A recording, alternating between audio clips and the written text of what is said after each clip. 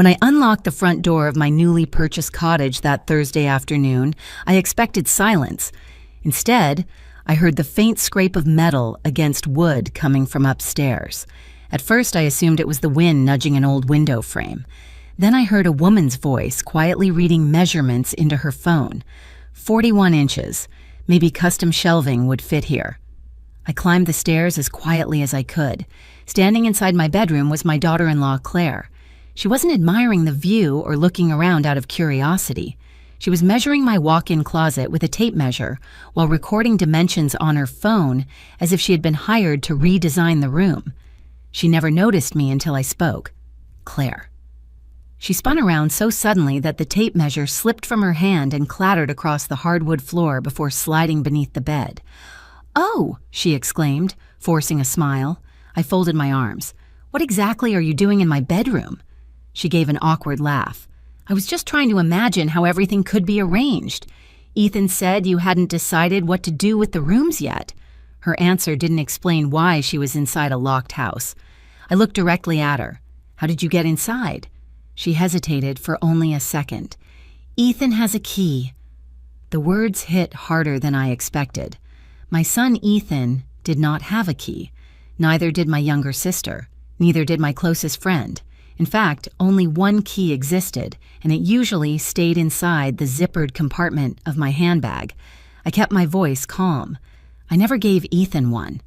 Claire looked down before answering. "He copied it from your purse a few weeks ago." For several long seconds, neither of us spoke. A month earlier, I had visited Ethan and his family for Sunday dinner. My handbag had been sitting near their front door while we ate. Without telling me, my own son had taken my key, made a duplicate, returned the original, and never mentioned it. I suddenly understood why Claire looked more embarrassed than surprised. She knew it was wrong. "Please leave," I said quietly. She blinked. "What?" "I want you to leave my house. Right now." She stared at me, hoping I might change my mind. I didn't. After collecting her phone and retrieving the tape measure, she walked downstairs without another word. The front door closed behind her. Only then did I finally breathe.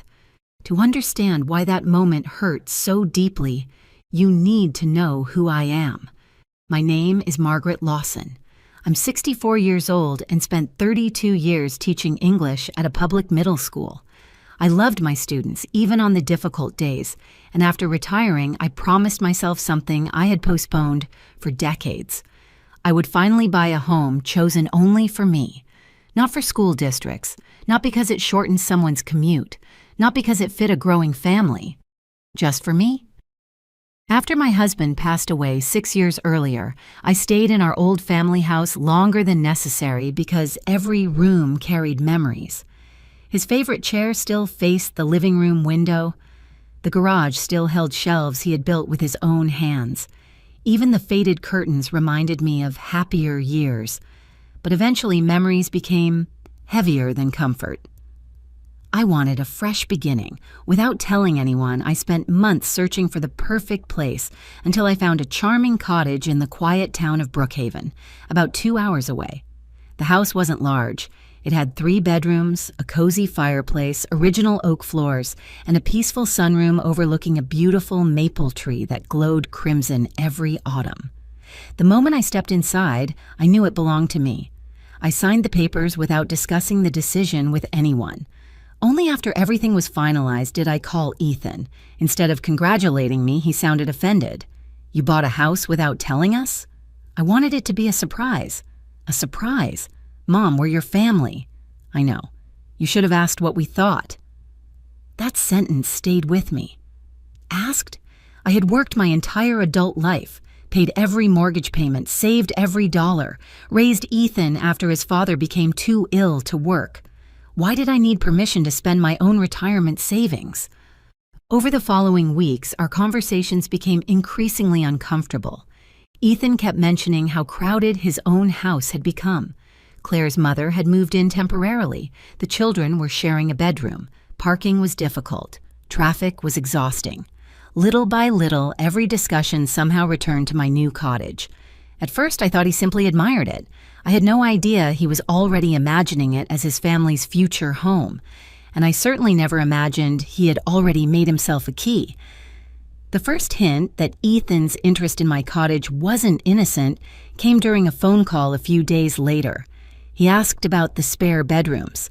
"How many are there?" he said, casually. "2. "And you're planning to use both?" I smiled to myself. "I'll have one as a guest room and the other as a reading room." There was a brief silence. "You don't really need a reading room," I laughed softly. "I've waited over 40 years to have one." He didn't laugh back. Over the next 3 weeks, every conversation somehow circled back to the house. Sometimes he asked whether the backyard was fenced. Other times he wanted to know if the basement could be renovated or whether the kitchen had enough space for a larger dining table. The questions became strangely specific. One evening, he finally stopped hinting. "You know," he began carefully, "Brookhaven is almost halfway between my office and the new regional branch. So, it would make life a lot easier." "For whom?" "Our family." I remained quiet. He continued. "The kids could finally have separate bedrooms. Claire's mother wouldn't have to sleep in the den anymore. The yard sounds perfect." I already knew where the conversation was heading. "Ethan, what? This isn't your house. I'm just saying it makes more sense for a family than for one person." I took a slow breath. "It makes perfect sense for the person who bought it." He sighed loudly. "Mom, you're 64. "Yes. Living alone 2 hours away isn't practical. I've been taking care of myself for decades. I just think you're making a mistake." "No," I answered calmly. "I think you're imagining a future that doesn't belong to you." The conversation ended shortly afterward. For the next week, neither of us called. I focused on moving. Each trip to Brookhaven made the cottage feel more like home. I unpacked boxes one at a time instead of rushing. I hung family photographs in the hallway, placed my favorite novels inside the built-in bookshelves, and spread my grandmother's handmade quilt across the bed. For the first time in years, every decision belonged only to me. Then came Friday. I had packed my car with more belongings, planning to spend the entire weekend settling in. As I turned onto my street, my heart sank. A dark blue SUV sat in my driveway, Ethan's. I parked at the curb and stared for several seconds before stepping out. Laughter drifted through the open kitchen window. When I entered the house, I froze. The refrigerator door stood open while Ethan filled its shelves with groceries. Claire arranged blankets in the living room. Their 2 children raced through the hallway, shouting excitedly. Claire's older sister was standing in the sunroom discussing where a television might fit. Several sleeping bags had already been unrolled on my floor. Everyone looked completely comfortable, as though they belonged there. Ethan smiled when he noticed me. "There you are." I didn't answer. "We thought we'd surprise you," he continued cheerfully. The kids were excited to help unpack. I slowly placed my purse on the kitchen counter. "How long have you been here?" "About an hour." "How long are you staying?" "The whole weekend." He answered so naturally that it sounded as if we'd discussed the plan together. "We brought food," Claire added brightly. "That way you wouldn't have to cook." I looked around the room. Cabinets were already open. Kitchen drawers had been reorganized. Someone had moved several unopened boxes into different rooms without asking me. My carefully planned weekend had disappeared before I even arrived. I walked into the sunroom. Claire's sister smiled politely. "This space gets beautiful afternoon light," she said. "It would make an amazing playroom." I looked around the room. Large windows overlooked the maple tree. A comfortable chair would fit perfectly beside the glass. "This isn't going to be a playroom," I said quietly. Claire frowned. "I was only making a suggestion. I've already decided what this room will be." An uncomfortable silence settled over the house. Back in the kitchen, Ethan closed the refrigerator. "We're only trying to help." "I never asked for help." "We're family." "I know." "Then why are you acting like we're strangers?" I met his eyes. "Because strangers usually knock before entering someone else's home." His smile disappeared. Neither of us spoke for several moments. Finally, I took a slow breath. "Ethan?" "What?" "I want all of you to leave." The room became completely silent. Even the children stopped talking in the hallway. Claire stared at me in disbelief. "You can't be serious." "I've never been more serious." We drove 2 hours. I understand. The kids were looking forward to this. I'm sorry. Ethan folded his arms. So you're throwing your own family out? I nodded once. This is my home, not yours. His expression hardened. At that moment, I realized this argument had never really been about a weekend visit. It was about ownership, and I had no intention of surrendering mine. For a few seconds, no one moved. The children looked back and forth between their parents, confused by the silence. Claire's sister quietly stepped away from the sunroom doorway, sensing she had wandered into a family dispute that had nothing to do with her. Ethan stared at me as though he expected me to apologize. Instead, I stood my ground. You really want us to pack everything up and leave? He asked. Yes. After we drove all this way? Yes. Claire folded her arms. This is unbelievable. I don't think it is, I replied. What I find unbelievable is that all of you entered my home without permission. We had a key, Ethan argued. A key you had no right to make. He looked away. For the first time since I arrived, he had no answer. Without another word, Claire began stuffing groceries back into reusable bags. Ethan rolled up the sleeping bags while the children quietly collected their toys. No one argued anymore. The excitement that had filled the house only minutes earlier had vanished, replaced by an uncomfortable silence. Before leaving, Ethan stopped at the front door. You've changed. I looked at him sadly. No, Ethan. I finally started protecting what belongs to me. He shook his head, gathered the last bag, and walked outside. I watched from the front window as the SUV backed slowly down the driveway before disappearing around the corner. Only after it was gone did the house finally feel like mine again. The silence that followed wasn't lonely. It was peaceful. I carried my remaining boxes inside one by one. There was no rush, no one telling me where furniture should go or how a room ought to be used. That evening, I made the simplest dinner imaginable: scrambled eggs, buttered toast, and hot tea. Sitting alone at the small kitchen table, I listened to the sounds outside. A dog barked somewhere in the distance. Leaves rustled gently against the windows. A train whistle echoed from miles away. For the first time in years, I felt completely at ease. The next morning, I called a locksmith. By noon, every exterior lock had been replaced: the front door, the back entrance, even the old side door leading into the sunroom. When the locksmith handed me 2 new keys, I slipped one into my purse and locked the other inside a small safe at home. No one else would ever have access again unless I personally chose to give it. Later that afternoon, I called my younger sister, Helen. She listened quietly as I explained everything, from the copied key to finding Claire measuring my closet, and finally, the surprise family weekend. When I finished, she sighed. I wondered if something like this might happen. You did? I've noticed how often Ethan talks about your cottage. It stopped sounding like admiration weeks ago. I leaned back in my chair. I don't understand where this came from. Helen's voice softened. You've always helped him, Maggie. She was right. Over the years, I had paid the deposit on Ethan's first apartment when he couldn't afford it. I had co-signed his first car loan. When he and Claire bought their house, I quietly contributed $40,000 toward their down payment. I never expected repayment. I never mentioned the money again. Helping my son had always brought me happiness, but somewhere along the way, generosity had slowly become expectation. Perhaps without realizing it, Ethan had started believing that everything I owned would eventually become available whenever he needed it. My cottage was simply the latest example. Helen interrupted my thoughts. So, what are you going to do now? I've already changed the locks. Good. And I think I need legal advice. There was a brief silence. I think you're making the right decision, she replied. On Monday morning, I called the attorney who had handled my late husband's estate several years earlier.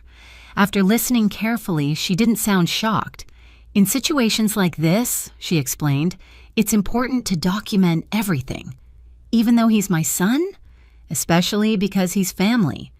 She advised me to keep records of every incident, save text messages, and write down dates while they were still fresh in my memory. Then she said something that stayed with me.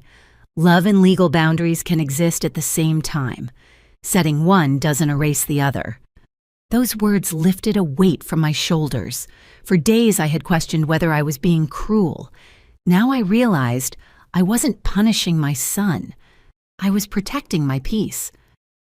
That evening, I sat in the sunroom with a cup of tea as the setting sun painted the maple tree in shades of gold and orange. The house was quiet. The rooms were exactly as I wanted them. For the first time since buying the cottage, I truly believed I had reclaimed something much greater than a home. I had reclaimed the right to decide how I wanted to live the rest of my life. The following week, my attorney prepared a formal letter addressed to Ethan. It wasn't filled with threats or accusations. Instead, it was clear, respectful, and impossible to misunderstand.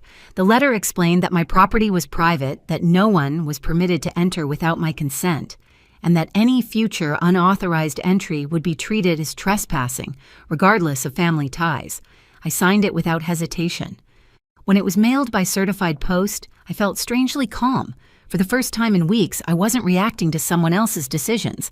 I was making my own. 3 days later, my phone rang. Ethan. I answered after the third ring. I got the letter, he said flatly. I assumed you would. You actually hired a lawyer. I asked for legal advice. You embarrassed me. I closed my eyes for a moment. Ethan, you copied my house key without permission. I was only trying to help. You entered my home while I wasn't there. We're family. I know we are. Families don't send legal letters. I spoke quietly. Families also don't secretly duplicate keys and treat someone else's house as their own. Silence filled the line. When he finally spoke again, his voice had lost much of its anger. So, what happens now? Now, I answered. You call before visiting. If I say yes, you're welcome. If I say no, you respect my answer. He didn't respond. A few seconds later, the call ended. The rest of the summer passed peacefully. I settled into a comfortable routine.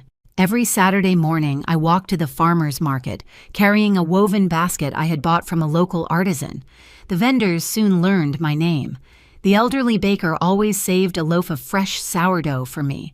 The flower seller insisted on adding a few extra daisies to every bouquet. The owner of the little bookstore recommended novels she thought I would enjoy, and before long, we were discussing literature over coffee every other week. For the first time in many years, I was building a life that belonged entirely to me. I painted the guest bedroom a soft cream color.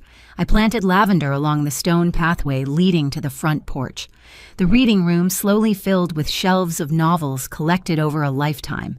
Every evening, sunlight poured through the windows of the sunroom before fading into a peaceful twilight. No interruptions, no expectations, no explanations. One afternoon, while pulling weeds around the maple tree, I heard someone call my name. It was my neighbor, Eleanor, who lived 2 houses away. She was in her early 70s and had moved to Brookhaven after losing her husband several years before. She rested her gardening gloves on the fence. "That maple is beautiful," she said. "I fell in love with it the first time I saw the house." She smiled knowingly. "Wait until October." "Is it even prettier?" she laughed. "The whole street turns golden. Every year I come outside with a cup of coffee just to watch the leaves change." Her words made me smile. "That sounds wonderful." "It is," she replied. "Peace is underrated." After she continued her walk, I stood quietly beneath the tree. Peace. That single word described everything I had been searching for without realizing it. For decades, my life had revolved around responsibilities. Deadlines, bills, parent-teacher meetings, school concerts, doctor appointments, helping relatives, supporting my son whenever he stumbled. I had never regretted those years. They had shaped me. But somewhere along the journey, I had forgotten that I deserved peace too. Not because I had earned it, simply because every person deserves a place where they can breathe without guilt. As summer slowly gave way to autumn, Ethan stopped calling every week. The angry messages disappeared, the pressure disappeared. Even Claire remained silent. Perhaps they had finally understood that I wasn't changing my mind, or perhaps they had accepted that my boundaries were real. Either way, life became wonderfully ordinary. Sometimes, ordinary is exactly what happiness looks like. Then, near the end of September, my phone rang once again. It was Ethan. His voice sounded different this time, calmer. "Mom?" "Yes?" "I was wondering." He paused before finishing his sentence. "Would it be all right if I came by next weekend? Just me and the boys." For a moment, I simply listened. It was the first time he had asked instead of assumed, the first time he had given me the opportunity to choose. A small smile crossed my face. "Yes," I answered. "I'd like that." There was another brief silence. Then very softly, he said something I hadn't heard in months. "Thank you." It wasn't an apology, not yet, but it was the first genuine step toward becoming a family again. The following Saturday arrived with cool autumn air and a cloudless sky. I woke early, brewed a pot of coffee, and opened the windows of the sunroom. A gentle breeze carried the scent of fallen leaves through the house. Outside, the maple tree had begun its annual transformation. Its green leaves were slowly giving way to brilliant shades of amber and crimson, just as Eleanor had promised. Shortly before noon, I heard a car pull into the driveway. This time it wasn't a surprise. Ethan had called 3 days earlier, asked politely if he could visit, and waited for my answer before making any plans. That simple act meant more to me than he probably realized. When I opened the front door, my 2 grandsons rushed forward with excited smiles. "Grandma!" I hugged them tightly before looking up at Ethan. He stood quietly on the porch with his hands in his jacket pockets. "I brought lunch," he said, holding up a paper bag from a local bakery. "Come in." The boys immediately ran into the backyard, laughing as they chased one another across the grass. Their joyful voices filled the air without disturbing the peaceful feeling the house had given me since the day I moved in. Inside, Ethan carefully placed the food on the kitchen counter. He didn't open cabinets. He didn't rearrange anything. He simply waited. That alone told me he understood something had changed. We carried our coffee into the sunroom and sat facing the maple tree. For several minutes, neither of us spoke. Finally, Ethan broke the silence. "I've had a lot of time to think." I looked at him but said nothing. "I was angry when you bought this place." "I know. I convinced myself you were pushing us away." "I wasn't." He nodded slowly. "I see that now." The words were quiet, almost hesitant, but they sounded sincere. He looked around the room. "I think somewhere along the way I stopped seeing this as your home." I waited. "I started thinking about how useful it could be for us." He sighed deeply. "I never stopped to ask whether that's what you wanted." A long silence followed. Outside, the boys laughed as they tossed colorful leaves into the air. "I've spent weeks trying to understand why I acted the way I did," Ethan continued. "I don't think I even realized how entitled I sounded until you made me leave that weekend." I smiled gently. "It wasn't easy for me either." "I know." He rubbed his hands together. "When I copied your key, I told myself it wasn't a big deal. It was. I know that now." For the first time since this began, he looked directly into my eyes. "I'm sorry, Mom." There it was. Not an excuse, not a justification, just an apology. I reached across the table and rested my hand on his. "I forgive you." His shoulders relaxed as though he had been carrying an invisible weight for months. "I don't expect everything to go back to normal overnight," he admitted. "It doesn't have to. I just want us to move forward." "So do I." Later that afternoon, we all walked through the neighborhood together. The streets of Brookhaven were lined with glowing autumn trees, and children rode bicycles while neighbors chatted from their front porches. Eleanor waved as we passed. "So these must be the famous grandsons," she said with a smile. The boys proudly introduced themselves before racing ahead once again. Watching them run beneath the falling leaves, I realized something important. Setting boundaries hadn't destroyed my family. It had saved it. Without honesty, resentment would have continued growing until there was nothing left but anger. Instead, we had finally learned to respect one another. As the sun began to set, Ethan gathered the boys and prepared to leave. Before getting into his car, he turned back toward the cottage. "It's a beautiful home," he said. I smiled. "It really is." He nodded. "I'm glad you found it."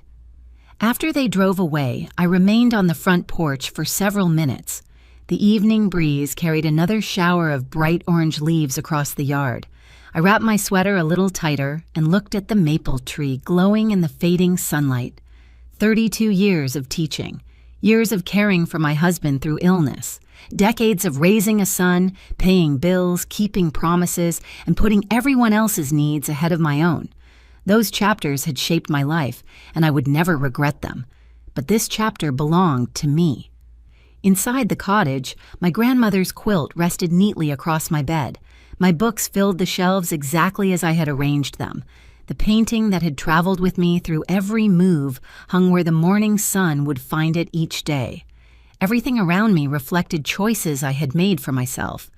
I picked up my coffee, stepped into the quiet yard, and stood beneath the maple tree as another leaf drifted gently to the ground.